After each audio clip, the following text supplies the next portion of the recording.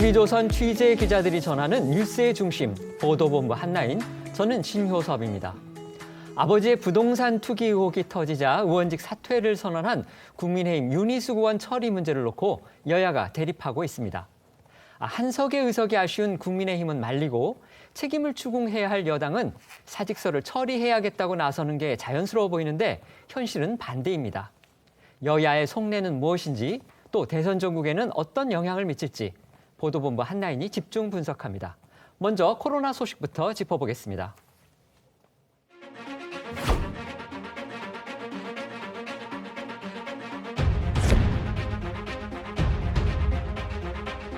명절 전후에 많은 사회적 이동량으로 방역 상황이 다시 한번 고비를 맞을 수 있는 만큼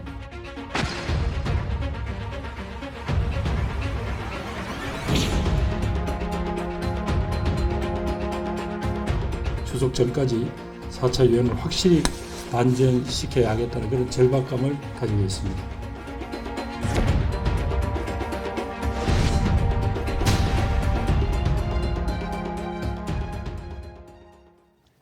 추석을 앞두고 이번 명절에도 고강도 거리 두기를 하는 게 좋을지 정부의 고심이 깊어가는 모양새입니다. 네, 그렇습니다. 국내 코로나 확진자 발생에 뚜렷한 감소세를 보이지 않는 이 정체 상태를 보이면서 민족 대이동이 예상되는 추석 연휴가 분수령으로 꼽히죠. 지난해 추석 연휴처럼 고향 방문이나 가족 모임 자제 등 방역 강화가 필요한 대목이지만 고령층 백신 접종률이 높아진 상황이라서 정부도 빠른 결단을 또 내리지는 못하는 분위기입니다. 오늘 0시 기준 코로나 신규 확진자 수는 1,487명을 기록했습니다. 전날보다는 100여 명 줄었지만 일수로는 벌써 55일째 네 자릿수고요. 일요일 상황이 반영된 월요일 통계만 놓고 보면 지난주인 23일 0시 기준보다는 70명 많습니다. 물론 수도권에서는 1,000여 명대 확진이 이어지지만 그래도 비수도권 일부 지역은 감소세를 보이는 곳도 있거든요. 하지만 사망자 수가 8월 초와 비교해 눈에 띄게 늘었습니다. 8월 1일에서 7일 일주일간 21명이던 사망자 수는 지난주 74명까지 증가했는데요. 코로나 백신 미접종자를 중심으로 위중증과 사망자가 늘고 있어 인명피해는 당분간 증가할 것으로 예상되고요. 특히 미리 자가격리된 상태에서 확진을 받은 이들을 의미하는 방역망 내 관리 비율도 지속적으로 낮아져 지난 한 주간 32.9%로 떨어졌는데요. 신규 확진자 10명 중 7명을 역학조사망으로 제때 걸러내지 못했다는 의미입니다. 네, 이에 따라서 추석 연휴 방역이 어느 때보다 중요해졌습니다. 명절 연휴는 감염을 확산시키는 요인 중 하나이다 보니 정부는 명절 때마다 특별 방역 조치를 내놓았습니다. 그렇습니다. 지난해 추석에는 가족 방문을 자제해달라고 요청했고 올해 설 때는 아예 4인 이상 사적 모임을 금지했었죠. 네, 그렇습니다. 이번 추석은 코로나 유행 규모가 앞선 명절과 비교할 수 없이 크다 보니 이 방역의 고삐를 더 조여야 할 것으로 보입니다. 지난해 추석 4주 전 이맘때쯤입니다. 8월 30일부터 9월 5일까지 일평균 확진자 수는 230명. 지난 설 3주 전에는 1월 10일부터 16일까지였는데 546명이었습니다. 지난주 주간 확진자는 1,746명으로 각각 7.6배, 3.2배나 많습니다. 당국에서도 다가오는 추석 연휴를 중대 고비로 보고 추석 전까지는 코로나 4차 유행을 확실히 반전시켜야 한다고 강조하고 있습니다. 다만 정부는 추석 연휴간 가족 모임 등을 어느 정도 제한할지 여부를 담은 이 추석 특별 방역 대책은 이번 주 금요일 발표하기로 했습니다. 그러니까 원래는 31일 전, 그러니까 늦어도 오늘쯤엔 발표될 것으로 보였는데 그게 미뤄졌어요? 네, 맞습니다. 바로 내일 이 추석 연휴 열차 승차권 예매가 시작이 되거든요. 근데 이 때문에 당국은 31일 이전에는 추석 특별 방역 대책을 발표하겠다 이렇게 밝혔는데 애초 계획을 변경을 한 겁니다. 당국은 대책 발표를 미룬 이유에 대해서 추석 연휴 기간을 포함해서 다음번 거리두기 조정 자체에 대한 방안을 함께 검토해야 한다. 이런 의견이 대다수로 타당성이 있다고 봤다고 설명을 했습니다. 따라서 이번 주 금요일 추석 방역 대책과 함께 거리두기 조정안이 함께 발표될 예정입니다. 그런데 바로 내일이 이제 열차 예매 시작인데 추석 방역 대책 발표가 미뤄지면서 시민들도 이걸 과연 가야 될지 또 가면 몇 명이나 가야 될지 상당히 계획을 세우는 것 자체가 어려워졌단 말이에요. 네, 그렇습니다. 방역 대책 발표가 늦어지는 만큼 가족 모임 가능 여부도 불투명해지면서 추석 귀성객들의 혼란이 예상되죠. 올 추석엔 열차 내 밀집도를 줄이기 위해서 창가 측 좌석만 우선 판매하기로 했거든요. 하지만 발표가 미뤄지면서 몇 명이 고향에 다녀올 수 있을지 모른 채 예매를 해야 한다는 겁니다. 이 시민 일각에서는 차라리 고향에 가지 말라고 하면 마음이 편할 거다 이런 반응까지 나오고 있습니다. 대책 발표 시점이 늦는 게 아니냐 이런 지적에 당국에선 이렇게 말했습니다. 들어보시죠. 가급적 그 승차권 예매 시점 이전에 좀 결정을 하려고 했었으나 말씀드린 것처럼 현재 이 상황 자체가 추석에 있어서의 가족 간 모임을 일부라도 허용할 수 있는 상황인지 아닌지 의견도 상당히 다양하게 갈리고 있고 현재 유행 상황을 좀 더 지켜볼 필요성들이 있어서 다소 좀 늦게 이걸 발표하도록 되었다는 점 다시 한번 양해 부탁드리겠습니다. 당국은 추석 방역 대책에 대해서 현 유행 상황을 좀 더 지켜봐야 한다라는 입장이지만 우회적으로는 추석 연휴 모임을 자제해 줄 것을 당부했습니다.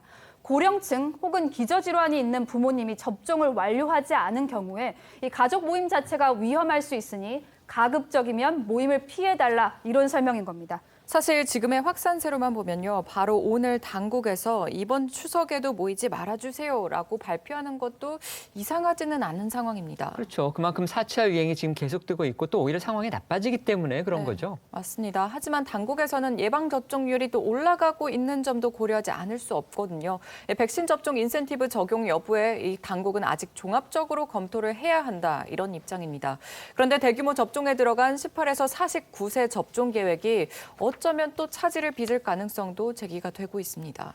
백신 수급의 불안감이 다시 커지는 이유는 이번에도 모더나 문제입니다. 이번 주에만 미국 모더나 백신 600만 회분이 더 들어와야 하는데 정부는 아직도 정확한 날짜를 밝히지 못하고 있는 겁니다. 그러니까 9월 5일까지 701만 회분을 공급하기로 약속받았다. 이게 정부 발표였는데 지난주에 101만 회분이 들어온 이후에는 아직 무소식이라는 거예요? 그렇습니다. 이 지난주에 들어온 101만 회분만 하더라도 정부가 대표단을 보내기 전에 모더나 측이 밝혔던 8월 물량의 절반 이하, 이것과 비교해도 크게 부족하죠. 그래서 일각에서는 불과 일주일 안에 날짜도 정해지지 않은 6만 회분이 제대로 들어올 수 있을지 걱정이라는 우려가 나오는데요. 다만 오늘 손영래 중수본 사회전략반장은 이번 주 모더나 백신 공급 일정과 관련해 모더나사와는 계속 협의하고 있다면서 공급일과 물량은 공개하지 않고 들어오는 순간 들어왔다고 공개를 하겠다고 말했습니다. 정부는 모더나 수급을 고려해 추석 이후 접종 예약자의 일정도 앞당기며 추석 전 국민 70% 1차 접종 목표를 눈앞에 두고 있는 상황입니다. 만약 600만 회분의 모더나가 예정대로 공급되지 않을 경우에는 9월 초중순 접종 계획이 불가피해질 가능성도 있습니다. 이 때문에 현 단계에서는 원활한 백신 수급이 가장 중요한 상황입니다. 다만 오늘 손영래 반장은 또 이런 얘기를 했습니다. 내달 5일까지 모더나 600만 회분을 공급받기로 한 것이 문서상 명시돼 있는지에 대해서 문서로 확약돼 있지는 않다라고 말을 한 겁니다. 이게 그러니까 지금 청와대에서는 한 2주 전쯤인가요? 지난 주말까지는 모더나가 문서 형태로 모더나 공급에 대해서 뭔가 확답을 해줄 거다 이렇게 얘기를 했었는데 또 그렇지가 않은가 보죠? 네, 그렇습니다. 하지만 오늘 당국은 문서로 확약돼 있지 않다. 이 계약상 확약된 것이 아니라 정부 대표단이 미국을 방문해서 협의한 결과이고 이후 이메일 정도로만 받은 것이라면서 이 면담 자리에서 계약서를 쓰고 한 사안은 아니었다라고 설명했습니다. 과거 청와대와 방역 당국의 목소리 들어보시죠.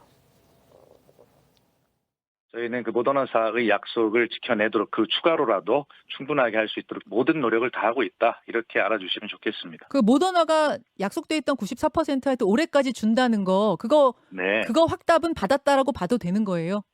네, 그 확답이 내일 모레쯤 이번 주말까지 올 것으로 그렇게 알고 있습니다. 예, 그렇게 올 것으로 알고 있다. 구두 확답은 받았고 문서로 온다. 그 말씀이시죠? 예, 그렇게 아시면 되겠습니다. 저희가 공급되는 물량에 대해서는 저희가 그 이메일 이런 걸 통해서 문서로 효력이 있는 걸로 통보를 받았다 이렇게 말씀을 드리겠고요.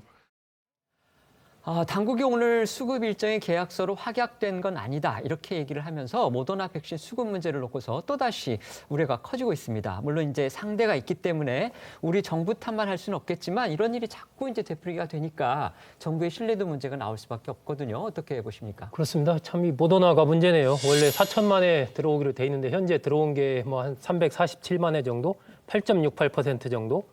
그러니까 상당히 지금 지체가 되고 있는 뭐 그런 상황이죠.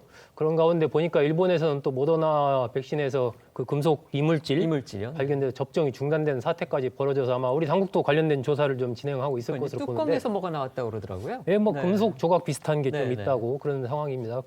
일단 600만 회 분량이 이번 주에 들어오면 문제가 없는데 정말 들어왔으면 좋겠습니다. 근데 이게 지금 이 불투명한 상황이 되다 보니까 지금 국민들은 이 변이 바이러스가 확산을 하고 좀처럼 이 지금 확진자 수가 줄지 않고 있는 이런 상황 속에서 불안감이 커지고 있는, 빨리 백신을 맞고 싶어 하는 이런 상황이기 때문에 정말 계획대로 제대로 잘 들어와서 진행이 됐으면 하는 간절한 바람을 저도 갖고 있는데, 만약에 이런 부분에서 차질이 생기게 된다면 일종의 이제 이 정부에 대한 신뢰도 문제도 있고 이 리스크 관리에서의 문제입니다.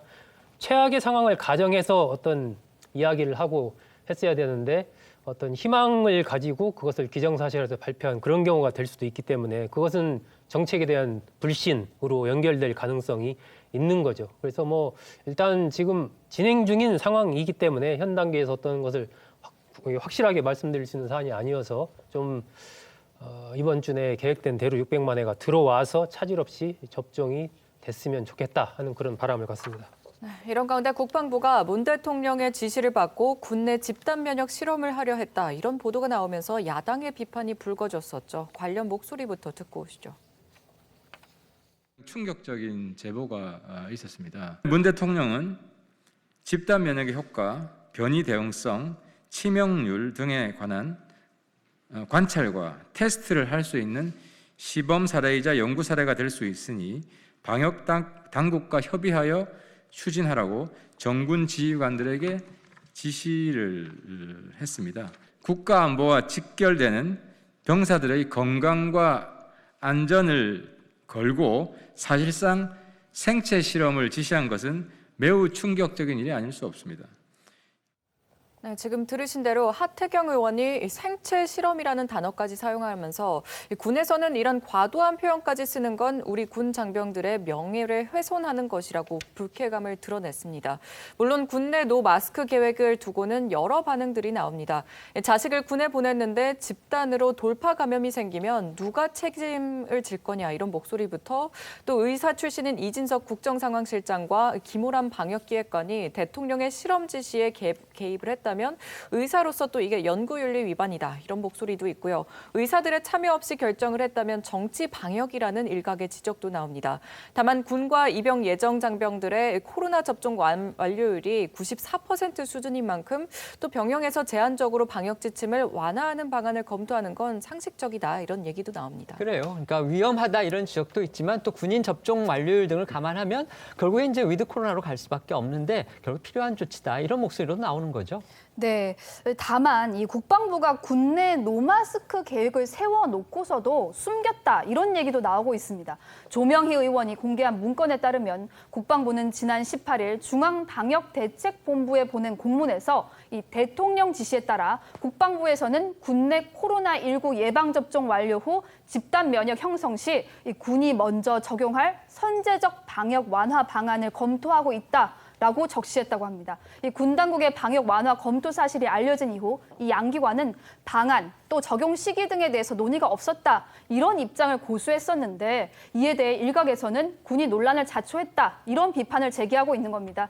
오늘 부승찬 국방부 대변인은 정례 브리핑을 통해 국방부가 8월 말부터 간부를 제외한 병사들을 대상으로 노마스크 계획을 추진했다는 내용이 문건이 공개된 데에 대해서 영내 부대 활동을 단계적으로 정상화하기 위해서 방역 지침 완화를 검토해왔고 아직 확정되지는 않았다 이렇게 밝혔습니다.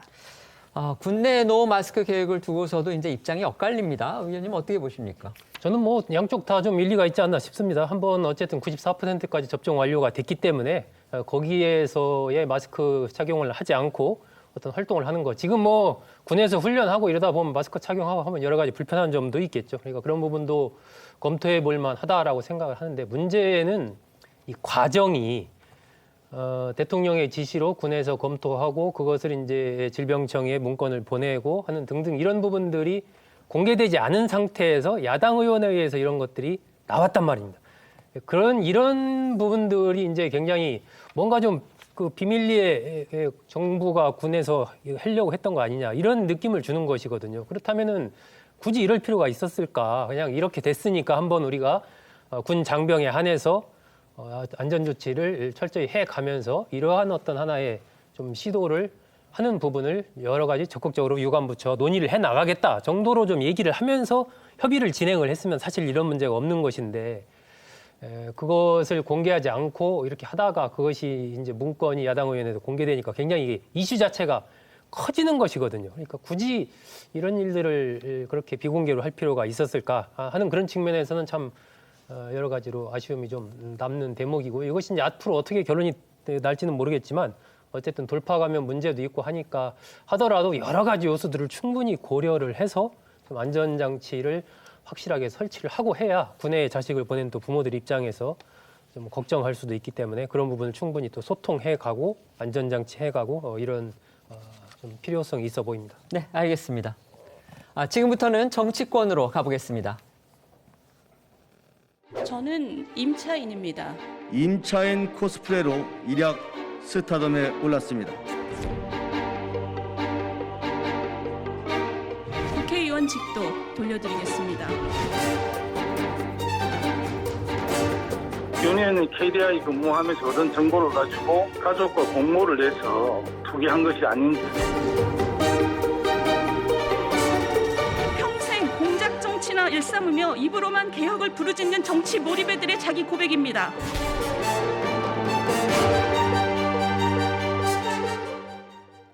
여야가 윤희숙 국민의힘 의원의 의원직 사퇴안을 놓고 정면 충돌하는 그런 모양새입니다. 네, 그렇습니다. 이 국민의힘 지도부는 윤희숙 의원의 의원직 사퇴안 처리에 찬성을 하기로 가닥을 잡았습니다. 이 반면에 민주당은 현재로서는 맞대응할 가치가 없다 이런 입장을 보이고 있습니다.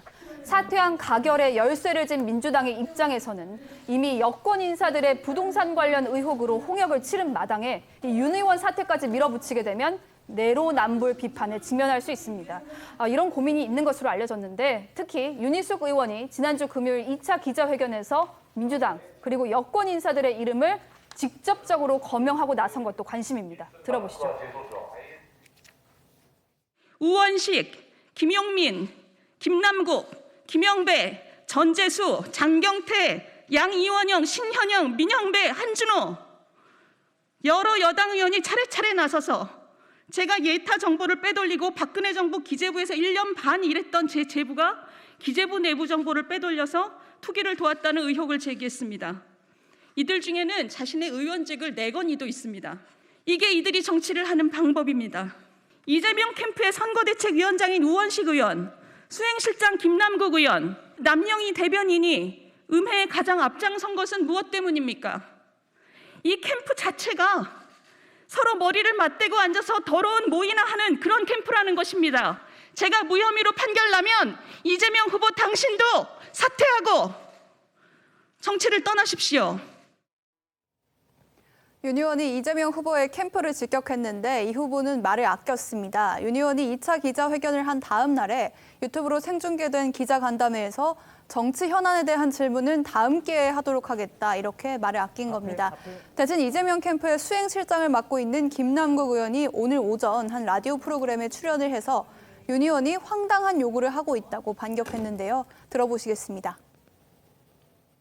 윤희숙 의원이 본인이 사퇴를 하면서 엉뚱하게 이재명 지사 대선 후보를 사퇴하라고 했는데 좀 황당한 요구죠. 오히려 윤희숙 의원이 거짓 해명한 것에 대해서 국민에게 머리를 숙여야 되는데 마치 무슨 본인이 독립운동이라도 하는 것처럼 이렇게 당당한 것 자체가 좀 상식적이지 않은 것 같습니다. 약 3,290평, 약 3,300여 평 정도의 크기의 농사를 서울의 동대문에 사시는 분이 세종시의 땅을 사가지고 농사 짓겠다라고 하는 것 자체가 상식적으로 말이 안 되는 이야기라고 보이거든요.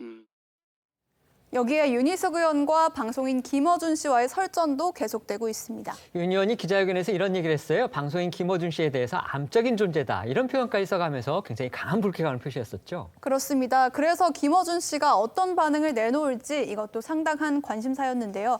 김 씨는 오늘 오전 자신이 진행하는 방송을 통해서 첫 번째 기자회견도 두 번째 기자회견도 그 태도가 납득이 가지 않는다는 반응을 냈습니다. 두 사람의 공방 정리해봤습니다. 현지 부동산 몇 군데 통해서 확인한 바로는 호가가 150에서 165 정도예요. 근데 이게 호가니까 실거래가는 저희가 취재 중인데 호가 150으로 계산하면 시세 차익이 30억이 넘습니다. 실거래가는 이것보다 나을 수 있죠. 그래도 10억, 20억대는 훌쩍 되는 시세 차익이 지금 예상되는데 저에 대한 공격의 가장 앞장서는 노컷뉴스마저도 저희 아버지 땅의 가격이 2배 정도 올랐다고 하는데 당신은 무슨 근거로 무려 6배가 올랐다면서 30억 시세 차익이란 말을 유포시키고 여론을 조작하고 있습니까? 페로가모에 이어서 이번에는 30억입니까? 국민 여러분, 김어준이라는 인물은 우리 정치의 가장 암적인 존재입니다. 이런 행태가 계속 용인돼서는 우리 정치의 내일은 없습니다. 김어준 씨, 당신도 이재명 후보와 손잡고 공적인 영역에서 사라지십시오. 본인 주장 100% 받아들이더라도 개발 내부 정보를 이용한 거가 아니고 본인이 부모의 농지법 위반을 전혀 몰랐다고 해도 그게 다른 누군가의 책임이 아니잖아요. 그리고 머지않은 미래에 그로 인한 불로소득을 본인이 상속받을 거 아닙니까? 그래서 본인도 그 직접 수혜자가 되는 셈인데 누구한테 화를 내는지를 모르겠어요. 저는 태도가 납득이 안 갑니다. 직계가족의 명백한 농지법 위반 투기성 의혹에 대해서 이런 대응은 전 처음 봐요. 이렇게 네, 특히나 유니온은 자신의 사퇴안을 얼른 처리해달라고 하면서 특히 국민의힘을 향해서 사퇴안 가결에 최선을 다해달라고 요구를 했습니다. 내용 들어보시죠. 민주당에서 사퇴안을 부결시키겠다 공식적으로 말을 했거든요. 저는 지난 이틀 동안 제가 사퇴 쇼를 한다는 민주당의 비난을 굉장히 많이 들었습니다. 사퇴 쇼를 한다고 비난을 하시는 분들이 왜 부결을 하시는지 저는 이해가 안 가거든요. 사퇴 쇼가 아니게 만들어 주시길 간곡하게 부탁드립니다. 뭐 빨리 시켜줘야지 저도 이제 뭘 하고 살지 생각을 해야 될 텐데 안 시켜주면 저는 뭐 계속 세비 반납하고 또 사직서 내고 계속 그래야죠. 빨리 처리해 주시길 정말 간곡히 부탁드립니다. 네, 윤희숙 의원이 저 자신을 벌거벗겨 조사를 받겠다면서 정면 대응에 나섰지만 민주당은 윤 의원의 해명에 이해가 되지 않는다는 취지로 맞서고 있는 상황입니다. 어제 민주당 이용빈 의원은 논평을 내고 국회의원 재산 신고를 할 때 부모의 자필 서명을 받고 부모 재산 고지 여부를 결정한다면서 부모와 왕래가 있었는데도 윤 의원이 부친의 땅 매입 사실을 몰랐다는 것은 상식적으로 납득이 되지 않는다고 주장을 했고요. 또 논란의 핵심은 사퇴 여부가 아니라 부동산 불법 투기 의혹이라면서 탈당을 먼저 하고 조사 결과에 따라 정치 행보를 결정하라고 했습니다. 여당 일각에서는 사퇴안이 본회의에 올라오면 부결시키겠다 이런 얘기까지 나오는 모양이에요. 네, 그렇습니다. 강병원 민주당 최고위원은 윤 의원 사퇴쇼에 들러리로 동참하지 않겠다라면서 자신이 윤희숙 의원 사퇴안을 부결시키는 데 앞장을 서겠다 이렇게 밝힌 바가 있습니다. 말씀드린 대로 민주당이 윤 의원 사퇴안을 처리할 경우 이 역풍이 불 것을 우려하고 있는 것으로도 보이는데 이 민주당 역시 권익위 조사에서 12명이 투기 의혹을 받았지만 비례대표인 윤미향, 양이원영 의원만 제명했을 뿐 나머지 10명은 당내 그대로 있기 때문입니다. 반면 국민의힘은 국회 본회의에서 윤 의원의 사퇴안 표결을 추진한다는 방침이죠. 민주당이 계속 반대하면 국회의장 직권 처리를 통해서라도 사퇴를 관철하겠다 이런 각오를 보이고 있습니다. 국회법상 이제 국회가 열린 동안에는 국회 본회의에서 의결을 해야 되지만 국회가 열리지 않는 기간이라면 표결 없이 국회의장이 의원의 사직을 허가할 수 있는 그런 규정 때문에 그런 거죠. 네, 그렇습니다. 하지만 이 8월 임시국회가 끝나면 9월부터는 정기국회가 이어져서 12월 초까지는 직권 처리가 불가능한 상황이고요. 박병석 국회의장이 직권 처리 자체를 부담스러워하고 있을 가능성도 높습니다. 때문에 결국 윤 의원 측은 헌법 소원 제기를 마지막 카드로 검토하고 있습니다. 그러니까 민주당이 사퇴에 반대하면서 원해도 사퇴를 못할 상황이 되니까 사퇴를 끝까지 막으면 헌법 소원을 낼 수도 있다 이거군요. 그렇습니다. 윤희숙 의원과 가까운 국민의힘 박수영 의원은 자기 직업을 결정할 수 있는 기본권 침해의 소지가 있다면서 헌법재판소에서 위헌 여부를 다룰 수 있을 걸로 보인다 이렇게 설명을 했습니다. 하지만 이 헌법 소원을 제기하더라도 결론이 나기까지는 시간이 걸리기 때문에 윤희숙 의원이 국회를 떠나기는 당분간 쉽지 않을 것으로 보입니다. 엇갈리는 여야의 목소리 좀 더 들어보겠습니다. 윤희숙 의원의 언행은 마치 영화 타짜의 고니와 아기가 벌인 도박판을 떠올리게 합니다. 의원직을 걸고 베팅하고 있습니다. 남을 비판하려면 본인에 대한 비판에 대해서도 겸허히 수용하는 자세도 필요합니다. 본인 개인의 문제에 대해 여권 1위 후보를 끌어들이는 물귀신 작전은 그만하고 경찰 수사에 적극 임하기 바랍니다. 김의겸 의원 청와대 나온 이후에요. 의원직을 오히려 승계받은 사람들입니다. 그런데 민주당이 어떻게 윤희숙 의원한테 지금 새로운 기준을 세워간다 그러면서 윤희숙 의원을 내로남불이다, 위선이다라고 이렇게 공격할 수가 있죠. 뭐 우두머리 뭐 이러면서 마치 본인은 아무 잘못이 없고 본인을 이렇게 비판했던 사람들이 굉장히 큰 잘못이 있는 것처럼 넘어가는 걸 보면 이거는 분명히 사퇴 쇼다. 민주당 측에서 사퇴를 쇼라고 좀 조롱하고 사퇴를 해서는 안 된다라고 이렇게 말씀하시는 이유가 쉽게 말하면 그겁니다. 야, 니나 나나 다들 더럽게 살았는데 왜 너 혼자 깨끗한 척 하려고 그래? 같이 죽자. 왜 너 그 조폭 집단이나 범죄 집단 있잖아요. 저 이거 못하겠습니다. 저 조직에서 나가겠습니까? 어딜 나가 이런 막 이러고 그래서 집단적 린치를 가하는 저는 조폭 집단의 저는 구타라고 생각해요. 민주당이 윤희숙 의원의 사퇴 의사를 비판하면서 또 사퇴서를 내도 처리하지 않은 듯한 그런 분위기입니다. 이렇게 나오는 배경이 뭐라고 보십니까? 결국 이제 윤희숙 의원의 사퇴냐 아니냐라는 프레임 자체가 그렇게 잡히면 민주당으로서는 굉장히 불리하다라고 보는 것이죠. 사퇴를 하든 안 하든 간에. 그렇기 때문에 이 어쨌든 프레임 자체를 투기 의욕적으로 가져가면서 윤희숙 의원 보고 탈당을 해라 이렇게 지금 주장을 하고 있지 않습니까, 민주당에서? 그런데 그 사퇴는 또 하지 말라고 그러면서 탈당을 하라는 건 또 무슨 이유인지 그것도 잘 모르겠던데 그건 무슨 이유인가요? 그건 일단 뭐 이제 국민의힘의 균열을 내는 거죠. 국민의힘 소속으로 이제 유력한 하나의 공격수였던 윤희숙 의원이 국민의힘 소속에 나가는 거니까 의석수 자체도 줄어드는 것이고 여러 가지 전선에서 어쨌든 국민의힘 내에서도 또 여러 가지로 어려움이 있을 수가 있는 것이고 민주당으로서는 뭐 주장해볼 만한 그런 공세인 것이죠.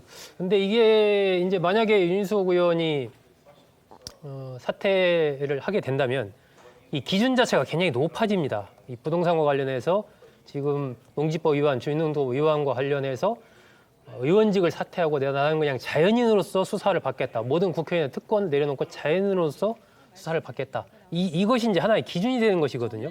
그것은 상당히 여권으로서는 부담스러운 부분인 거죠. 일단 뭐 10명의 의원들이 남아있는 그런 부분들도 있는 것이고 또 다른 사안이 생겼을 때 그리고 현재 대선 주자들과 관련해서 제기되는 여러 가지 도덕적인 문제 이런 것과 관련해서 당연히 이제 사퇴안이 처리가 되게 되면 국민의힘에서는 아니 지난번에 윤희숙 의원 이런 걸로 의원직 사퇴를 했는데 당신 민주당 의원 이러는데 당연히 사퇴해야 되는 거 아니냐. 대선 후보 이런 상황인데 이렇게 해야 되는 거 아니냐.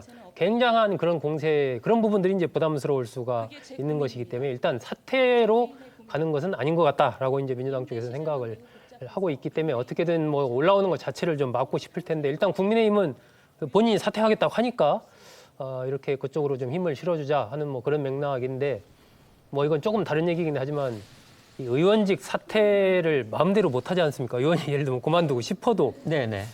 이런 부분도 다음번 정도에는 좀 한번 국회법을 검토를 해봐야 되지 않나 싶은 생각도 좀 듭니다. 의원 본인이 못하겠다는데 그걸 또 쉽지 않게 돼 있는 현재 법조항도 그것도 좀 정상은 아닌 것 같다는 이번 기회에 약간 그런 생각도 좀 듭니다. 네, 말씀하신 것처럼 여권에서도 부담이 어느 정도 있을 것 같은데요. 국민의힘 초선 의원들은 윤희숙 의원이 자청한 수사 결과가 나오는 대로 민주당에서 거짓 모략으로 허위 비방한 대선 주자와 의원들은 모두 사퇴하라 이렇게 주장을 하고 있습니다. 지난 금요일에 국민의힘 초선 의원들이 전체 명의로 성명을 냈었죠? 네, 맞습니다. 거짓과 진실의 거대한 싸움이 시작되었다 이렇게 얘기를 했는데 여당의 지도부와 여당 의원들은 지금 함부로 쏟아내고 있는 말에 의원직을 걸길 바란다 이렇게 얘기를 했습니다. 민주당발 가짜 뉴스는 이번에 철퇴를 맞아야 한다면서 똑같은 척도로 이해찬 전 대표, 세종시장의 부동산 문제도 검증해보라고 촉구했습니다. 네, 윤희숙 사퇴한 후폭풍이 대선 주자들에게는 어떤 영향을 미칠지도 관심이겠죠. 여야 대선 주자들 역시 윤 의원의 2차 기자회견 뒤에도 입장을 내고 있습니다. 국민의힘 대선 주자인 최재형 후보는 윤희숙의 절규와 함께 하겠다라면서 그동안 윤 의원이 민주당에게는 눈엣가시였기 때문에 이번 기회에 인격살인을 통해서 완전히 매장시키겠다는 것이라면서 수사가 시작되면 진실이 밝혀질 것이라고 봤습니다. 홍준표 후보는 결론적으로 국회 본회의를 열어 윤 의원의 사퇴를 받아주고 이 자연인의 입장으로 돌아가서 특수본의 투기 여부 수사를 받도록 하는 것이 맞다라면서 윤 의원의 이 사퇴를 미화해서도 비난해서도 안 되며 이 본인 의사를 존중해야 한다라고 강조를 했습니다. 민주당에서는 김두관 후보가 윤희숙 사퇴안을 처리하자고 제안하고 있고요. 이참에 민주당 내 부동산 기득권들도 완전히 뿌리 뽑고 제거해야 한다, 이렇게 주장을 하고 나섰습니다. 들어보겠습니다. 윤희숙 의원이 공격하지 않더라도 부동산 투기를 해서 문제가 되는 부분들은 우리 당에서 다 이번 기회에 다 정리하는 게 맞죠. 기본적으로.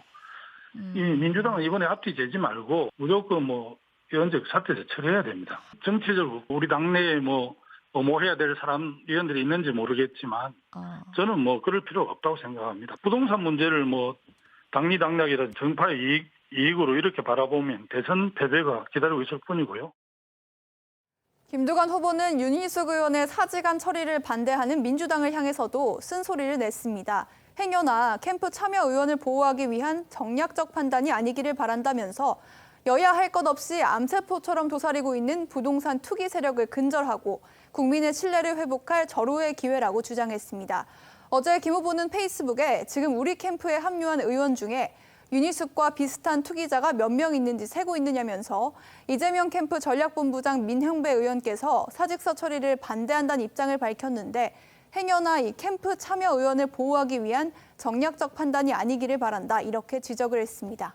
여기에 국민의힘 원희룡 후보는요, 오늘 오전 기자회견을 열고 윤희숙 의원을 향해서 책임 문화가 사라진 정치권에 내리치는 죽비와 같았다, 이렇게 칭찬을 아끼지 않았습니다. 원 후보가 오늘 또 10년 동안 자신의 직계 좀비속 재산 변동 내역까지 공개했어요? 네, 그렇습니다. 대권 주자가 자신의 재산을 자발적으로 공개한 거는 처음 있는 일인데요. 원 후보는 이번 일을 계기로 공직자 재산 현황, 재산 변동 내역, 재산 형성 과정이 더 이상 개인 프라이버시가 아니라 공직자 자격 검증을 위한 공적 자료임을 인식하고 제도화하는 계기가 되길 바란다면서 대선 후보 검증 과정에서 요구되는 모든 자료에 대해 어떤 조건도 없이 제공할 것을 약속했습니다. 윤희숙 의원 사퇴한 공방을 놓고서 지금 대선 주자들까지 논란을 벌이고 있는데 이게 대선 전국에서는 어떤 영향을 미칠까요? 일단은 대선 주자들 부동산 직계 좀비속 포함해서 다 공개해라, 이런 주장이 이미 나오기 시작을 했죠. 그렇죠. 아마 저 부분은 아마 그렇게 할 수밖에 없지 않을까 싶습니다. 본인이 어떤 투기를 한 경우는 좀 상상하기 어려운데 윤희숙 의원의 경우처럼 부친이라든지 아니면 직계 좀비속이 투기 의혹을 받는 경우는 있을 수가 있는 것이거든요. 그렇기 때문에 아마 이 부분에 대한 더 철저한 검증 필요성, 이런 것들이 제기가 될 것이고, 일단 윤희숙 의원이 이재명 지사에 대해서 굉장히 날카로운 공격을 해왔기 때문에 이재명 지사 입장에서는 오히려 좀 이제 한숨 돌릴 수 있겠다, 이런 생각을 할 수도 있지만, 아까 김두관 의원 얘기 중에 그 캠프 참여 의원을 보호하기 위한 정략적 판단이 아니기를 바란다, 이렇게 얘기를 했잖아요. 김두관 의원의 주장입니다. 예, 김두관 의원이 저렇게 주장한 그 또 맥락이 있을 텐데, 그러니까 이런 사안은 사실은 불똥이 어디로 튈지 모르는 상황이거든요. 그러니까 전에 이제 윤석열 후보 캠프에 관련된 이 투기 의혹을 받는 의원들이 여러 명 있었다라고 공방을 받았던 것처럼, 지금 김두관 의원의 어떤 주장의 맥락을 그대로 가져간다면 이재명 후보 캠프에도 그런 사람이 있을 수도 있겠다 싶은 좀 생각이 듭니다. 그러니까 이 부동산과 관련된 여러 가지 불똥들이 이 대선 전국에서도 좀 발생할 가능성이 있지 않나 생각합니다. 네, 이런 가운데 국민의힘은 오늘부터 본격적인 대선 레이스에 돌입했습니다. 오늘과 내일 이틀간의 대선 경선 후보 등록을 시작으로 총 68일간의 경선 일정에 들어가는 겁니다. 국민의힘은 다음 달 15일 1차 예비 경선에서 후보를 8명으로 압축한 뒤 10월 8일 2차 컷오프를 통해서 최종 본경선 진출자인 빅4를 가리게 됩니다. 최종 후보는 11월 5일 전당대회에서 당원 투표와 여론조사 50%씩의 비율로 선출이 됩니다. 현재 국민의힘 대선 경선 예비 후보는 부동산 의혹으로 대권 도전을 접은 윤희숙 의원을 제외하고 이 박진, 박찬주, 안상수, 원희룡, 유승민, 윤석열, 장기표, 장성민, 안상수, 하태경, 홍준표, 황교안 등 12명입니다. 오늘 후보 등록을 마친 주자들의 모습 영상으로 준비했습니다.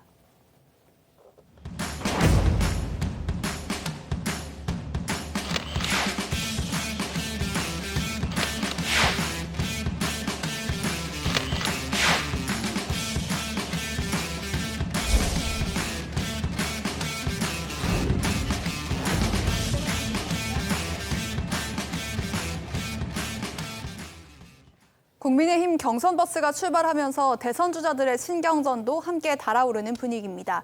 특히 경선 진출자를 가리는 여론조사에 역선택 방지 조항을 삽입하는 문제를 두고 대선 주자들과 이해관계가 엇갈리며 공방이 거세지고 있는 상황입니다. 역선택 방지 조항이라는 말이 시청자 여러분들 좀 생소하실 수 있을 겁니다. 이걸 설명을 드리면 그러니까 국민의힘 대선 후보를 뽑는 여론조사 대상에 민주당 지지자, 나는 민주당 지지자라고 밝힌 사람을 포함시키느냐, 안 하느냐 그런 문제인 거죠. 그래서 지지 정당과 상관없이 모든 유권자를 대상으로 조사해야 한다는 그런 입장이 있고 또 여당 지지자는 배제해야 한다는 그런 주장이 서로 충돌하고 있는 그런 상황입니다. 그렇습니다. 가장 목소리를 높이고 있는 건 유승민 후보입니다. 유 후보는 어제 자신의 페이스북을 통해서 이달 초에 정홍원 선거관리위원장과 윤석열 후보의 만남을 언급하며 문제를 제기했는데요.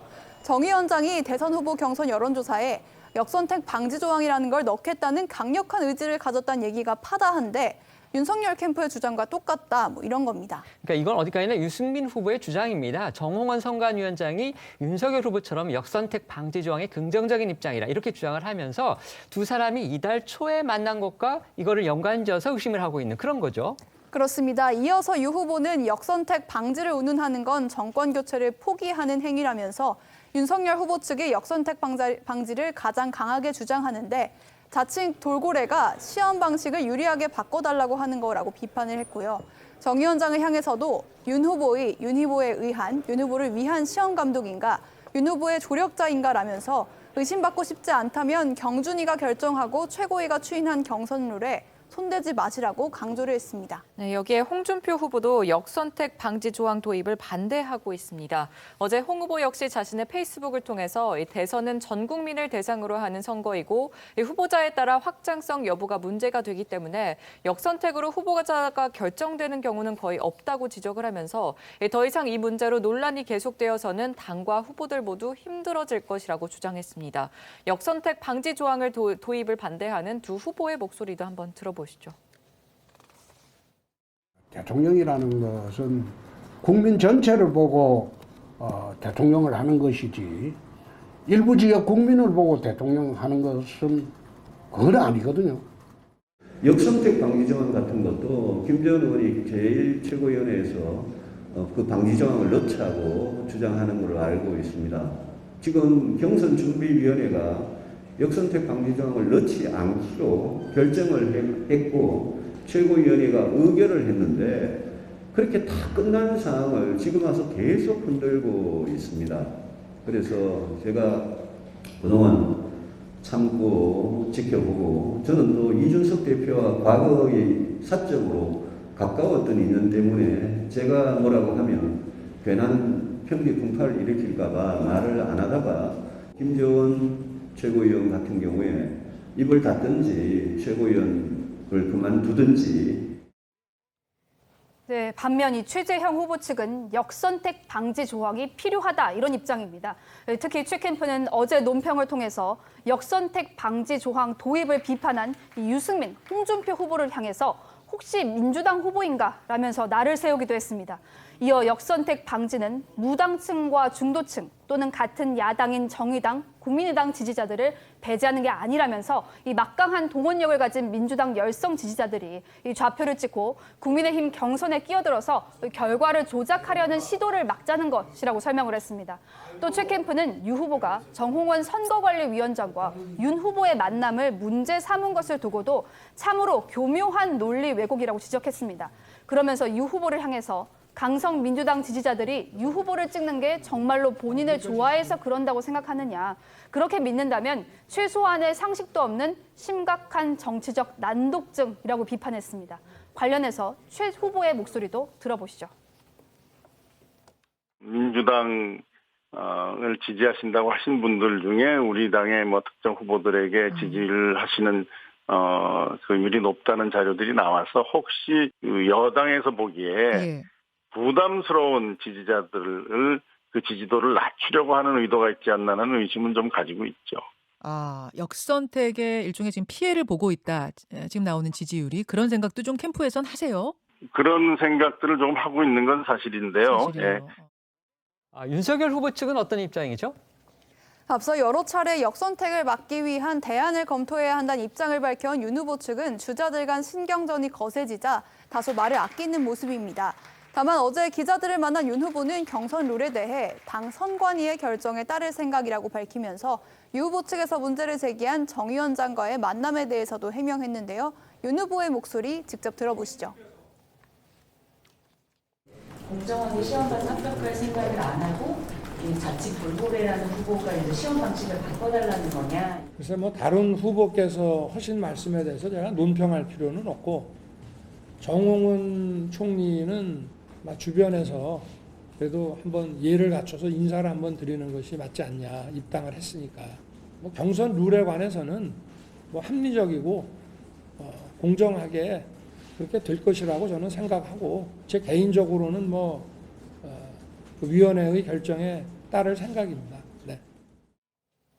네, 이처럼 역선택 방지 조항 여부가 국민의힘 경선의 쟁점으로 부상하면서 정치권에서도 관련 목소리가 잇따르고 있습니다.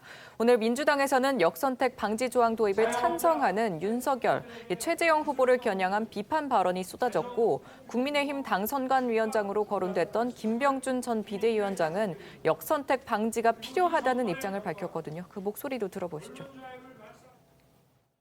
저는 어떤 형태로든 지금 역선택을 좀 막을 수 있는 방안이 포함돼야 된다고 생각합니다. 제가 기억하는데 노무현 정몽준 단일화 할 때도 역선택 방지가 굉장히 논란이 됐었는데 그때도 상대방 후보의 그 지지율이 일정 비율 이하로 떨어지면 그 여론조사는 선택하지 않기로 하는 등 뭐 이런 조치들을 했었거든요. 특히 한국의 진영 논리가 이렇게 강한 상황에서는 그 역선택이 없잖아 있을 수 있거든요.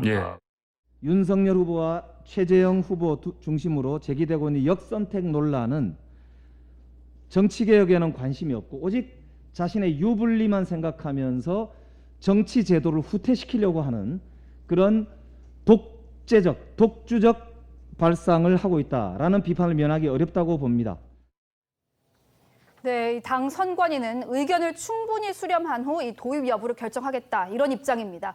정 위원장은 지난 26일 첫 선관위 회의 후 이 선관위원들의 의견을 들어보고 이 문제를 깊이 논의할지 결정하겠다라고 밝힌 바가 있습니다.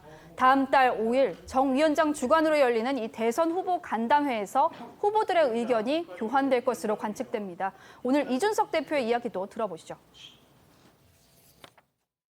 경선의 진행이나 룰 관련해서는 저희 최고위에서는 다른 입장을 내지 않겠다라고 또 합의했습니다. 그래서 최근에 논의되는 또는 일부 후보들이 언급하는 역선택 룰 등에 관해 가지고는 저희가 입장을 밝힐 계획도 그리고 논의할 계획도 없음을 다시 한번 밝혀드립니다.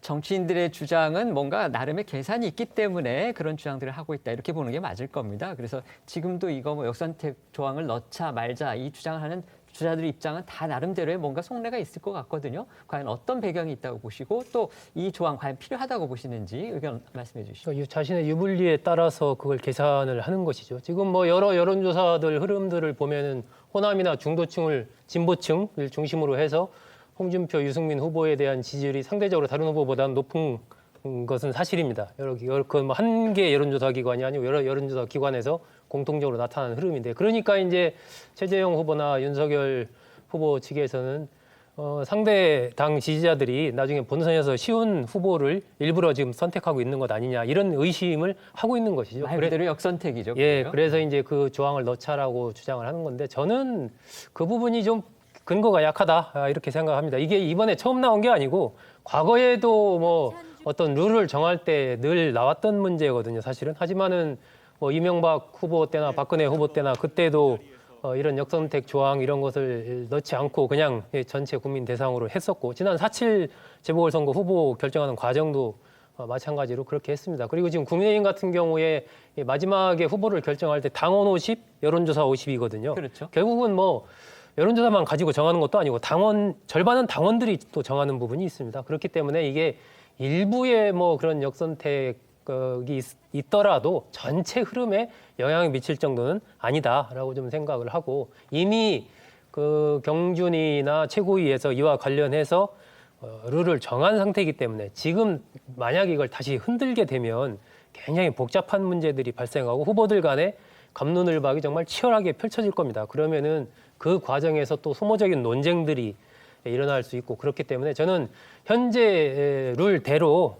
좀 더 과감하게 후보들이 뭐 분리할 것 같다 이런 생각하지 말고 자신의 어떤 비전과 정책을 어떻게 하면 더 잘 펼쳐보일 수 있을까 이런 쪽으로 고민의 축을 좀 돌려서 좀 그렇게 자신감 있게 경선에 임하는 그런 후보들이 결국은 좀 승리하지 않을까 뭐 그런 생각입니다.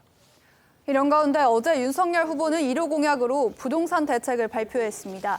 윤 후보는 주택 공급 확대와 세금 완화를 골자로 문정부의 아킬레스건을 정면 겨냥했는데요. 윤 후보의 목소리부터 들어보시죠. 현 정부 4년여 동안 집값과 전세가가 급등하면서 재산이 없고 분양받기 힘든 청년층이 내 집 마련의 꿈을 포기하고 있는 이것이 오늘의 안타까운 현실입니다. 무주택 청년 가구에게 건설 원가로 주택을 제공하는 맞춤형 분양주택인 청년 원가 주택을 공급하고자 합니다.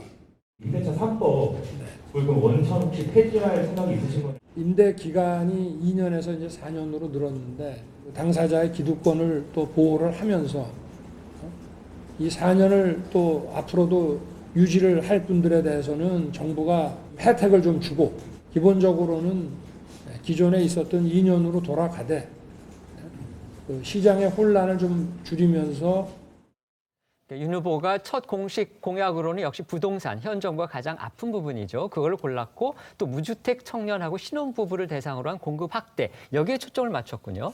그렇습니다. 윤 후보 역시 다른 앞선 여야 대선 주자들의 앞선 공약과 마찬가지로 공급 확대에 방점을 찍었습니다. 또한 과도한 규제를 풀고 세제 완화를 통해 주택시장 정상화도 추진할 계획이라고 밝혔는데요. 구체적으로는 역세권 용적률 인센티브, 또 수도권 3기 신도시 등 5년간 전국에 250만 호 이상, 또 수도권에는 130만 호 이상 신규 주택 건설과 보유세, 양도세 부담 완화, 그리고 신혼부부 청년층 주택담보대출 비율 80%로 인상하는 내용 등이 담겼습니다. 특히 무주택 청년과 신혼부부를 대상으로 역세권 첫집 주택 20만 호, 또 원가주택 30만 호와 같은 공약은 민주당 이재명 후보의 기본주택 공약과 비교했을 때 원가 수준의 저렴한 주택 공급이란 점에서는 비슷한데요. 다만 집가 상승에 대한 차익을 공유하거나 아파트 소유과 매각이 가능하다는 점이 차이가 있습니다. 네, 이에 홍준표, 유승민 후보는 나란히 이재명 같다며 비판의 목소리를 높였습니다. 홍 후보는 어제 페이스북을 통해 문재인 후보의 5년 전 부동산 공약과 송영길 민주당 대표의 부동산 공약을 버무려낸 어느 야당 후보의 공약을 보니 캠프 참모진에 포진된 교수와 전문가들 수준과 역량이 한눈에 보인다며 좌파보다 더한 원가주택 운운은 기가 막히는 헛된 공약이라고 강하게 비판을 했습니다. 그러면서 이재명 후보보다 더 허황된 공약을 제1호 공약이라고 내세우는 것을 보니 다음 공약도 보나 뻔하다 이렇게 얘기를 했습니다. 네, 유승민 후보 역시 이를 두고 이재명 후보의 기본소득, 기본주택 같은 허황된 포퓰리즘이라면서 윤 총장의 공약을 평가절하했습니다. 그러면서 유 후보는 원가주택이나 임대차 3법 유지 공약 모두 윤 후보가 금과 옥조처럼 여긴다는 밀튼 프리드먼의 시장 원리를 제대로 이해했다면 나올 수 없는 포퓰리즘 공약이라고 지적을 했습니다. 네, 다만 문재인 정부가 과도하게 묶은 부동산 관련 규제를 풀겠다는 방향성에 대한 시장 반응은 긍정적입니다. 하지만 세부적인 주택 공급 방안이 시장에서 받아들여질 수 있는지와 재원 조달과 정책 현실화 가능성에 대해서는 좀 부정적인 평가도 일부 나오는데요. 윤 후보의 첫 부동산 공약에 대한 전문가들의 평가도 직접 들어봤습니다. 근데 전반적으로는 불가능한 건 아니에요. 전반적으로 우리나라가 1년에 한 50에서 60만 원 정도를 인허가를 하고 있거든요. 5년 동안. 무리한 숫자는 아니다. 근데 이제 세부적인 내용 같은 것들은 아직은 좀 알려져 있지 않기 때문에 서울 시내라든가 도심 내 공급에 대해서는 아직 언급이 별로 없어요. 그리고 이제 기존에 했던 다주택자 규제하고 여러 규제들이 많은데 구체적으로 어떻게 할 것인지 거기에 대한 것들은 계속적으로 보완해야 되는 게 아닌가 싶습니다. 원가주택은 그 환매 조건부로 좀 공급을 하겠다는 거거든요. 다시 말하면 젊은 사람들이 원하는 주택 구조가 아닙니다. 대부분 사람들은 완전 내소유권 주택을 원하지 일부 정부가 지불을 쥐고 있는 주택을 원하지 않을 거란 말이죠. 원가주택 시행의 첫 주택 공급 계획은 좋은데 과연 이렇게 수요자가 원하는 주택인지를 다시 한번 짚어볼 필요가 있다고 생각이 됩니다.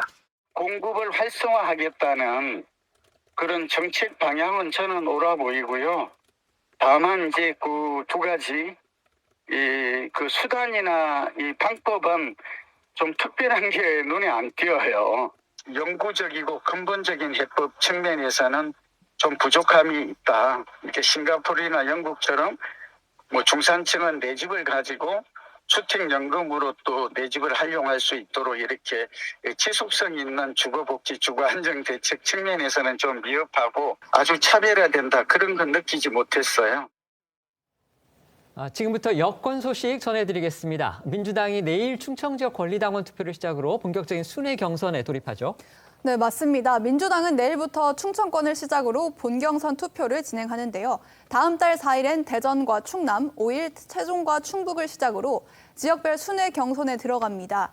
역대 선거 때마다 캐스팅 보트 역할을 했던 충청권의 민심을 사로잡기 위해 민주당 대선 주자들은 지난 주말 동안 지지층 잡기 경쟁에 나섰습니다. 여권 1위를 달리고 있는 이재명 후보는 대세론 굳히기를, 이재명 후보를 맹추격하고 있는 이낙연 후보는 여론을 뒤집고 역전의 발판을 마련하기 위해 총력전을 펼치고 있는데요. 후보들이 충청에서 밝힌 포부 들어보시죠. 저 이재명이 균형 발전을 토대로 충청이 새롭게 도약하고 발전할 수 있는 기틀을 확실하게 마련하겠습니다. 충청의 선택으로 김대중, 노무현, 문재인 대통령이 탄생했습니다. 그 은혜에 제가 보답하겠습니다.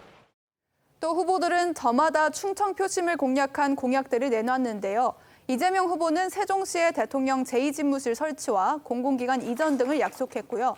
금강의 기적을 만들겠다던 이낙연 후보는 충청 수도권 조성을 공약으로 내놨습니다. 네, 당 안팎에서는 이번 충청 경선이 사실상 성패를 가르는 이 분수령이 될 것으로 예상을 하고 있습니다. 이재명 후보 측과 이낙연 후보 측 모두 충청권에서 승리를 공언하고 있는데요. 이재명 캠프 관계자는 현재 충청 지역 사람들도 대세를 따라가는 추세를 보이고 있다면서 넉넉하게 앞서고 있는 상황이다 이렇게 진단을 했고, 이낙연 캠프 윤영찬 정무실장은 많은 여론 변화의 흐름이 있다면서 오차 범위 내에서 붙을 가능성이 높고 승리를 가져오는 것을 목표로 하고 있다고 했습니다. 그러면서 이재명 후보의 무료 변론 문제 등 리스크를 거론하면서 본선 경쟁력에서 이낙연 후보가 앞선다고 강조했습니다. 이재명 후보의 무료 변론 논란을 가지고서 명락대전이 다시 재점화하는 그런 분위기예요? 네, 그렇습니다. 이재명 후보가 2018년 지방선거 당시 친형 강제 입원 사건과 관련한 이 공직선거법 위반 재판에 참여했던 일부 변호인에게 이 수임료를 지급하지 않은 것으로 밝혀지면서 논란이 일고 있습니다. 이재명 후보가 다시 검증 리스크에 휘말리면서 앞서 열린 TV 토론회에서도 두 후보가 설전을 벌였습니다. 영상으로 보시죠.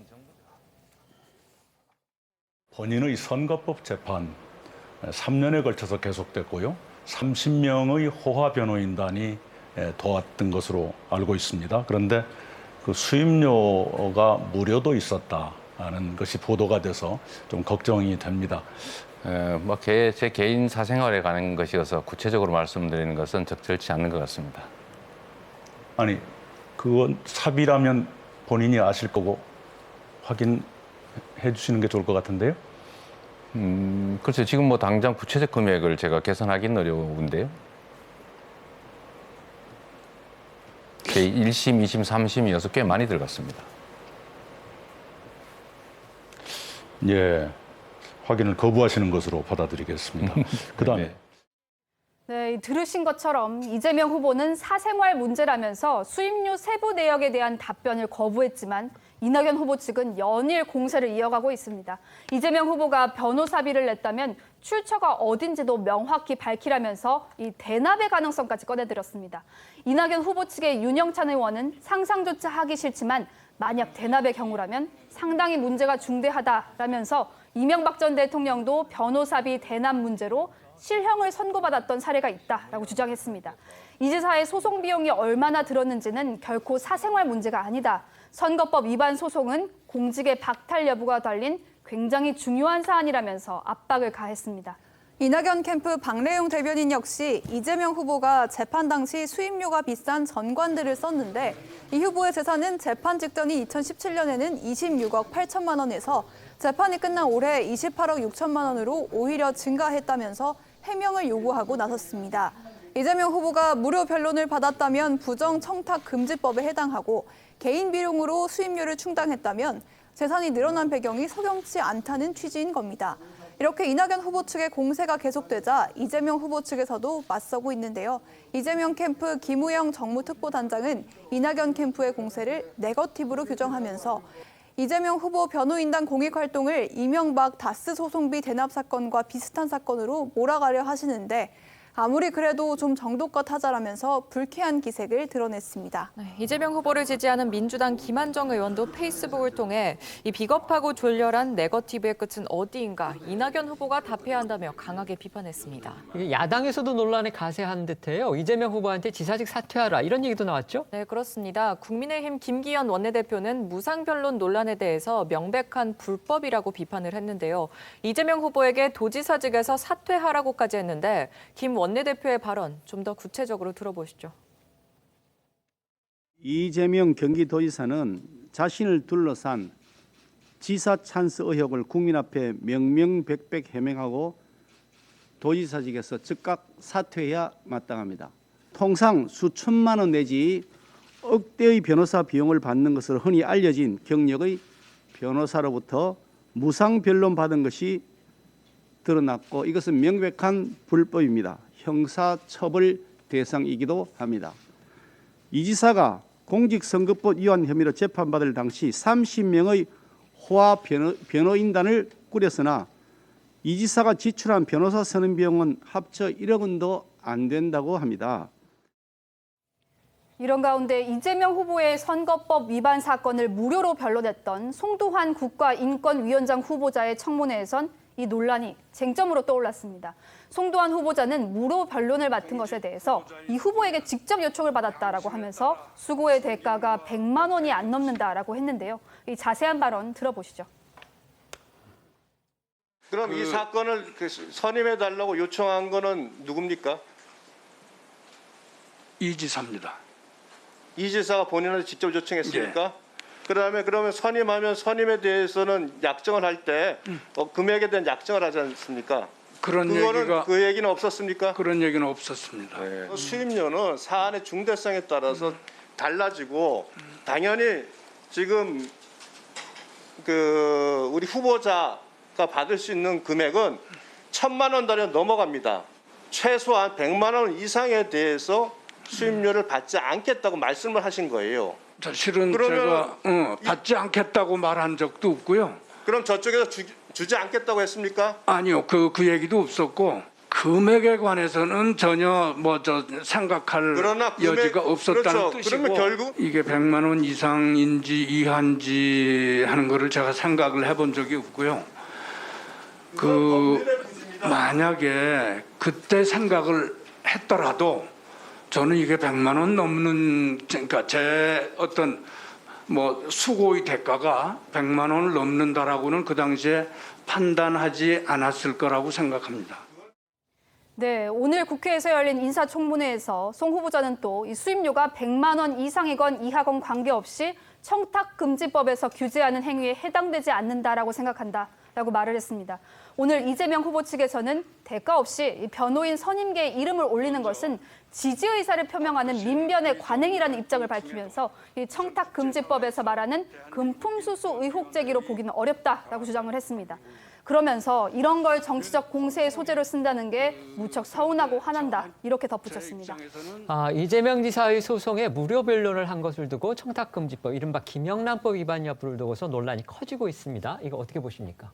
이제 법적으로 이 문제를 어떻게 볼 건가? 그 부분은 상당히 좀 여러 가지 논란 소지가 있는 것 같아요. 아까 얘기대로 이것을 정말 금품수수 의혹 제기로 이걸 봐야 되는가? 아니면 송두환 후보자가 아까 100만 원 받았지만 내 역할은 사실 100만 원 정도도 안 된다고 생각했다라듯이 여러 가지가 있는 것 같고 그것이 이제 법적인 일반적인 관행과 또 당사자들 간의 얘기와 그래서 법적인 문제는 그렇게 따져봐야 될 것 같은데 저는 이 부분이 어쨌든 이재명 지사 측에서 네거티브다라고만 할 문제는 아니지 않나. 그러니까 일정한 검증의 영역인 건 분명해 보인다라고 생각이 듭니다. 어쨌든 그 과정에서 그 수임료가 어떻게 지급이 됐고 그 돈의 출처가 어디고 이런 부분들은 뭐 충분히 상대 후보가 질의를 할 수 있는 부분이고 그러니까 송 후보자는 한 푼도 안 받았지만 이제 다른 변호사분들은 얼마를 받았는지 그 부분이 밝혀져야 된다. 그런 그렇죠. 예를 들면 뭐 한 30명 된다고 하니까 거기에 실제로 이제 송 후보자에게 간 금액이 뭐 100만 원인지 그것도 확인이 필요한 부분이고 또 나머지 이제 30여 명의 변호사들한테 뭐 얼마씩 해서 총액이 어느 정도가 들었는지 그 비용은 어떻게 해서 나온 것인지 이런 부분을 밝혀라라고 하는 것을 네거티브다라고만 볼 수 있는가? 저는 이 부분은 조금 더 이재명 지사 측에서 적극적으로 좀 해명을 할 필요가 있다라고 좀 생각이 들고요. 아마 나중에 만약에 본선에 간다고 하더라도 이런 문제는 다시 또 불거질 가능성이 좀 있지 않나 싶습니다. 민주당 경선에서는 일부 주자의 말 바꾸기 논란도 또 벌어지고 있나 봐요. 네, 앞서 설명을 드렸듯이 캐스팅 보트로 꼽히는 이 충청의 민심을 사로잡기 위해서 여권 주자들이 저마다 공약을 내놓고 있는데 이 중에 이낙연 대표의 말이 특히 주목을 받고 있습니다. 이 대표는 이 충청권을 겨냥한 공약으로 행정수도 이전 추진에 목소리를 내고 있는데요. 과거에는 다른 발언을 했던 점이 재조명받고 있습니다. 이낙연 후보는 2017년 8월 국무총리로 재임할 당시에 한 언론 인터뷰에서 국민 마음속의 행정 기능의 상당 부분이 세종으로 가는 것까지는 용인을 하지만 수도가 옮겨가는 걸 동의해 줄까 의문이라고 말을 했는데요. 또 행정수도 이전 관련 법안에 찬성표를 던진 것에 대해서도 부끄럽다고 밝히는 등 반대 입장을 표명한 적이 있습니다. 이에 당장 여권에서도 지적이 나오고 있습니다. 김두관 후보는 이낙연 후보가 표를 위해 오락가락해서 경선 흥미만 떨어뜨리고 있다고 했는데요. 행정수도 이전에 반대해놓고 이번에도 반대가 아니라고 말을 바꾼다. 지금이라도 과거의 잘못을 인정하시고 지금은 달라졌다. 믿어달라고 하시라고 조언했습니다. 여기에 이재명 후보와 김두관 후보는 언론중재법 개정안을 놓고 역시 오락가락한 행보를 보였습니다. 이재명 후보는 지난 26일 언론중재법 개정안에 대한 기자의 질문에 제가 의원도 아닌데 지켜보는 입장이니 잘 모르죠라고 말을 아꼈는데요.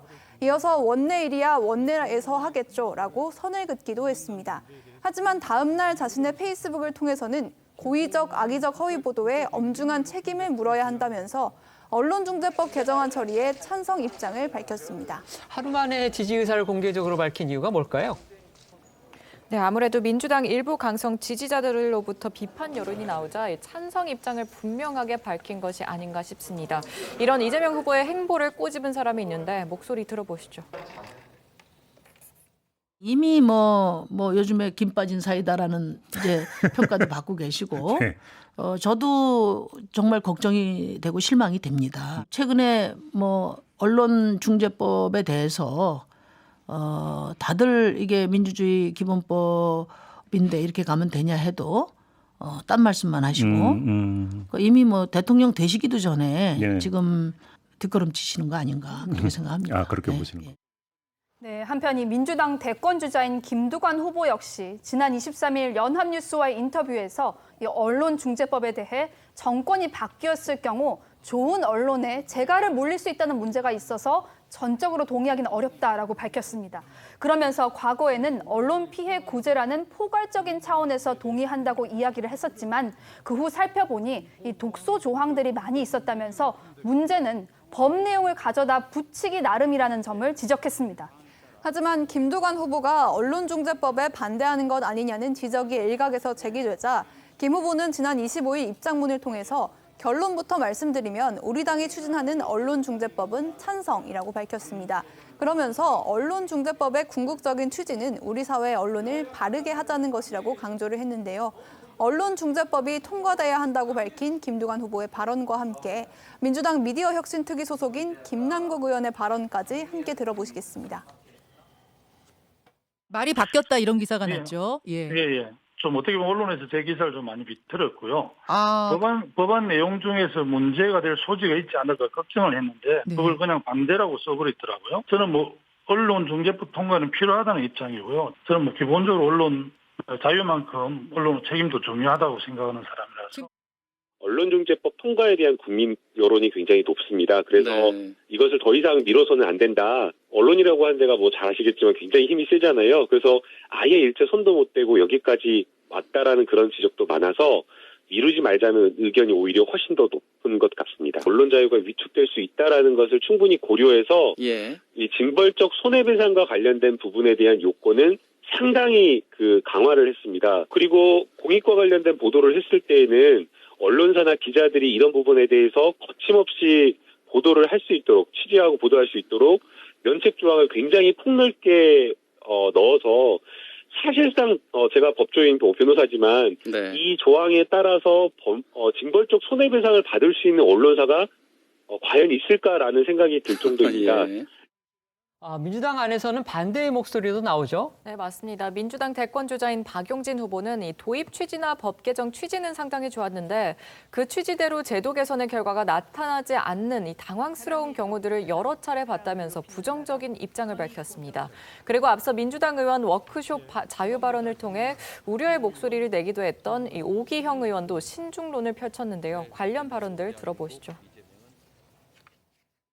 저는 언론이 사회적 책임을 조금 더 분명히 해야 된다, 무겁게 가져야 된다라고 하는 입장에는 이제 동의를 해요. 우리는 개혁 조치라고 했는데 그것이 전체적인 개혁의 동력을 상실하게 하거나 위축하게 하거나 이런 잘못된 결과를 가져올 수가 있기 때문에 급하게 끌고 가서는 안 된다는 생각이 있습니다. 그런 언론의 자유의 기본 성향을 보면 이 법이 가져오는 여러 조치가 언론 자유의 선기능들, 순한 기능들, 순기능을 오히려 위축시킬 우려가 있다라고 하는 지점은 좀 귀담아 들어야 될 것 같아요.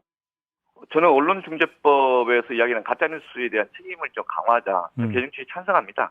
최근에 이제 처리하는 과정에서 8월 24, 25 보면은 이런 의견이 있다, 또 다른 의견이 있다, 이런 의견들이 표출됐었죠. 자유언론 실천재단이든 민주당이든. 그래서 당이 소통됐을 많은 그룹들 사이에 소통이 안 돼 있는 거라면 소통 더 해야 된다. 소통을 통해서 나름 조율이 필요할 수도 있다. 이렇게 보고 있는 겁니다. 네, 또 지난 4.7 부산시장 보궐선거에서 민주당 후보로 나섰다 낙선한 김용춘 전 해양수산부 장관은 페이스북을 통해서 민주당 안을 일방적으로 처리해버리면 어쩔 수 없이 민주주의의 문제가 제기될 수밖에 없다면서 빈대 잡으려다 초가 삼간 다 태우는 것이라고 우려를 표하기도 했습니다. 네, 이 민주당의 언론중재법 일방 추진에 대한 이 국제사회의 비판도 확산이 되고 있습니다. 미국 기자협회 국제 커뮤니티 댄 큐비스케 공동의장은 이 채널 A와의 인터뷰에서 민주주의 국가에서 이런 일을 하는 첫 사례가 될 것이다. 이 독재 국가는 항상 그렇게 한다라고 말을 했습니다. 프랑스 일간 르몽드도 한국의 언론법 추진 상황을 전하면서 이 과도한 법 제정으로 다수당인 민주당의 신뢰에 위협을 주고 있다라고 했습니다. 오늘 언론중재법 개정안의 본회의 상정을 앞두고 여야는 가파른 대치를 이어가고 있습니다. 더불어민주당의 법안 처리 방침과 총력 저지하겠다는 국민의힘의 입장이 평행선을 달리고 있는데요. 오늘 여야 지도부의 발언 모아봤습니다. 이 언론중재법도 언론 재갈 물리기다 수없이 많은 언론에서 과장해서 극단적인 경우를 사실인 것처럼 이렇게 확대 해석을 하고 있습니다. 저희 민주당은 절대 독선적으로 뭘 하지 않습니다. 충분히 의견 수렴을 하겠습니다. 만약 야당이 정쟁만을 위한 필리버스터를 요구한다면 저희도 적극 참여해서 우리 당의 언론개혁에 대한 소신을 또 원칙을 소상히 국민들께 전달하는 자리로 만들겠습니다. 민주당은 언론의 일부 문제를 침소봉대해서 언론에게 재갈을 물리려고 하고 있습니다. 그러면서도 본인들은 정작 더 문제가 있는 사설 정보지나 유튜브 방송은 좋아합니다. 문재인 대통령께 호소드립니다. 진정 언론의 재갈을 물리시렵니까? 그럴 의도가 있으시다면 차라리 처음부터 구속하고 시작하는 중국의 법을 따르시는 건 어떠십니까? 중국 좋아하시잖아요. 네, 오늘 밤에는 더불어민주당 송영길 대표와 국민의힘 이준석 대표가 한 방송사 토론 프로그램에 출연하는데요. 언론중재법 관련 여야 대표 전문가인 김승원 더불어민주당 의원과 최형두 국민의힘 의원도 함께 출연을 해서 언론중재법을 놓고 치열한 토론을 펼칠 예정입니다. 민주당은 여전히 언론중재법을 이번 회기내 아니면 정기국회라도 꼭 처리하겠다는 그런 입장을 보이고 있습니다. 그런데 이 법 처리에 강경한 입장을 보여왔던 송영길 민주당 대표가 앞서 들으신 것처럼 오늘 절대 독선적으로 하지 않겠다. 충분히 의견을 수렴하겠다. 이렇게 얘기를 했습니다. 뭔가 여지를 남겨두려는 건지 좀 해석이 분분합니다. 최근 들어서 이제 민주당의 오만과 독선 프레임이 다시 또 부활했다 이런 평가들이 나오고 하니까 그 부분에 대해서 독선적으로 처리하지 않겠다라는 메시지를 계속 내고 있는 것으로 보이고요. 하지만 기본적인 방향, 처리하겠다라는 부분에는 변함이 없는 것으로 보입니다. 그러니까 속도를 좀 조절하겠다. 속도 조절론인 거죠. 오늘 아마 본회의에서는 상정을 하지 않을 것으로 보이고 이제 내일 9월 달부터 시작되는 정기국회에서 처리할 가능성이 좀 크지 않나. 그 안에 오늘 밤에도 이준석 대표랑 토론을 하지만 관련된 단체들 만나든 여러 가지 이제 수렴하는 과정들 이런 것들 다시 한번 좀 거칠 것으로 보이는데 실제적으로 법안 자체가 이미 법사위까지 다 통과한 상황이어서 이것을 다시 또 어떻게 수정할 수 있는 방법을 모르겠습니다. 여야가 어떤 극적인 타협안을 찾으면 모르겠지만 현재로서는 속도를 좀 조절하겠다 정도로 좀 봐야 되지 않나 싶습니다. 네, 알겠습니다. 저희는 1분 뒤에 다시 돌아오겠습니다. 오늘 준비한 소식은 여기까지입니다. 저희는 내일 오후 1시에 더 핫한 소식으로 찾아뵙겠습니다. 시청해 주셔서 고맙습니다.